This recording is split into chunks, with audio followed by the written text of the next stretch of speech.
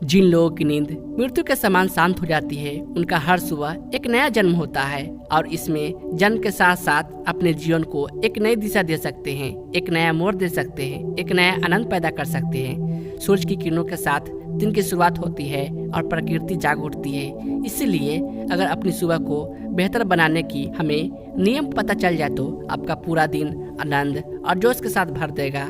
आज आपको मैं जो कहानी सुनाने वाला हूँ, आपको सुबह की कुछ ऐसी आदतें पता चलेगी जिसके बाद आप अपने पूरे दिन को बेहतर बना सकते हैं। इससे पहले कि आप इस कहानी में खो जाए तो चलिए कहानी शुरू करते हैं।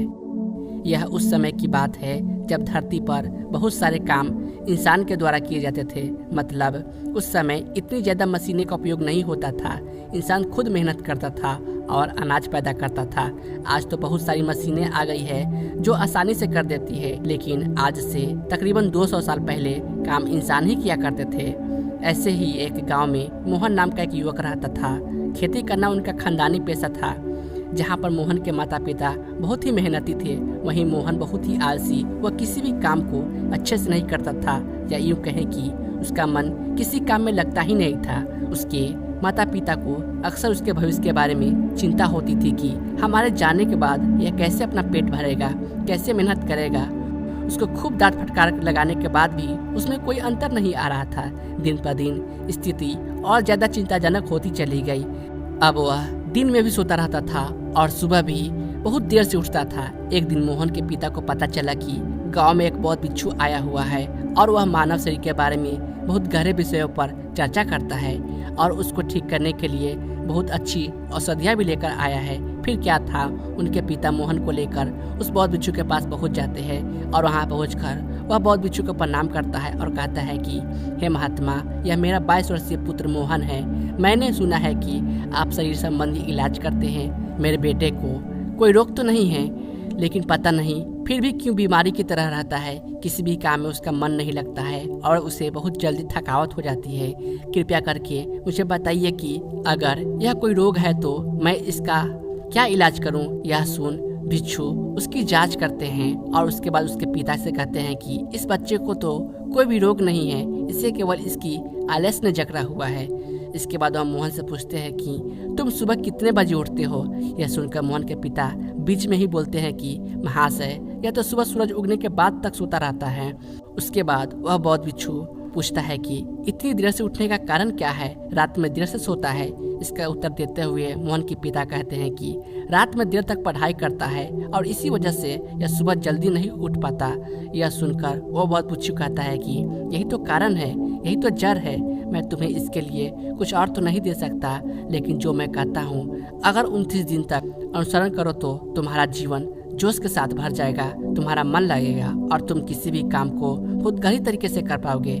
इसके लिए तुम्हें सुबह की 5 आदतें अपनानी होगी। शुरुआत में 1-2 दिन तकलीफ हो सकती है, लेकिन उसके बाद उसी में मजा आने लगता है। सिर्फ शुरुआत के कुछ दिन कष्ट के गुजार लो, उसके बाद तुम्हारा जीवन ही बदल जाएगा। सुबह की 5 अनमोल आदतों की व्याख्या करते हुए बिच्छू ने कहा, सुबह उठते ही सबसे पहले अपने आप के प्रति धन्यवाद व्यक्त करो।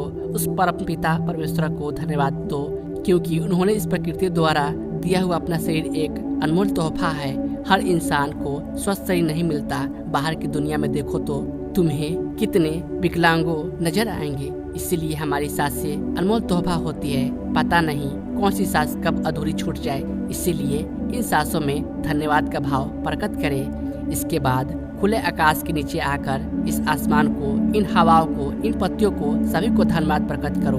पंच तत्व को छूकर और उनके भी प्रति अपना आभार व्यक्त करो। इससे इस प्रकृति के साथ तुम्हारा रिश्ता बने रहेगा, जिससे तुम आनंद से भर जाओगे। उसके बाद अपने कमरे में झाड़ू लगाओ। इसका मतलब यह होता है कि सारी गंदगी अपने कमरे के बाहर, अपने दिमाग के बाहर कर रहे हो। और उसके बाद अपने कमरे में एक मिट्टी के दिए में तेल का दीपक जरूर जलाओ। इससे कमरे का वातावरण प्रकाशित होता है। वातावरण में एक अद्भुत शांति छा जाती है। इस दौरान उस दीपक के सामने बैठकर आप अपने शरीर को छुओ, अपने बाल, अपनी कान, अपनी आंखें, अपनी मुंह, जिससे हम मीठी वाणी बोले, अपने कान, जिससे हम शुभ वचन सुन सके।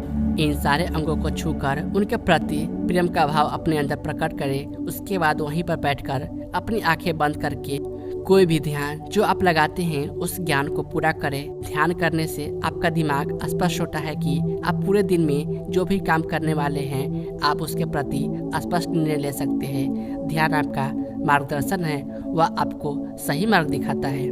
इसीलिए ध्यान करना बहुत ही आवश्यक होता है। जब आप यह सारे काम पूरे कर लेते हैं तो एकांत में बैठकर एक कागज और कलम लेकर पूरे दिन की सूची तैयार करें। आप आज के दिन में क्या करने वाले हैं और आप जो भी काम करने वाले हैं उसमें से किसी काम में किसी एक जरूरतमंद आदमी को बिना लालच के मदद करने की संभावना जरूर बनाना, तो आपका एक अद्भुत आनंद प्राप्त होता है। आपको लगता है कि मैंने आज का दिन कुछ अलग तरीके से किया, किसी जरूरतमंद की मदद कर दी, इससे अच्छी बात और क्या हो सकती है। और जब यह पूरी कर ले तो कोई भी प्रेरणादायक काम जरूर करे। अपनी आवाज़ में आवाज़ भाव सच्चा होना चाहिए, भाव प्रेरणादायक होना चाहिए, भाव संवेदनशील होना चाहिए। और जब आप ऐसा गीत गुनगुनाते हैं तो आप जोश और उत्साह से भर जाते हैं। पूरे दिन काम करने के लिए आपको ऊर्जा देगा। और यह सब करने के बाद आखिर में स्नान करके अपने ललाट के बीच एक चंदन का तिलक अवश्य करें, जिससे आपका आज्ञा चक्र शीतल रहेगा। शीतलता आपके पूरे मस्तिष्क में फैल जाएगी और आप बहुत आनंद का अनुभव कर पाएंगे। इतनी छोटी सी कला होती है, जो आदमी 21 दिन तक इस मंत्र को अपना लेगा उसका पूरा जीवन बदल जाएगा। उसके बाद उसे कोई काम जबरदस्ती अपने मन को ढकेलना नहीं पड़ेगा, बल्कि वह काम ही आपके लिए आनंद बन जाएगा। जीवन एक उत्सव बन जाएगा, जीवन एक जोश बन जाएगा, जीवन में संवेदना फिर से लौट आएगी। जरा सोचिए, जब हम बच्चे होते थे तो हमारे अंदर किसी भी काम को लेकर तितलियां उड़ने लगती थी, मन में हम हर काम में जोश डाल देते थे।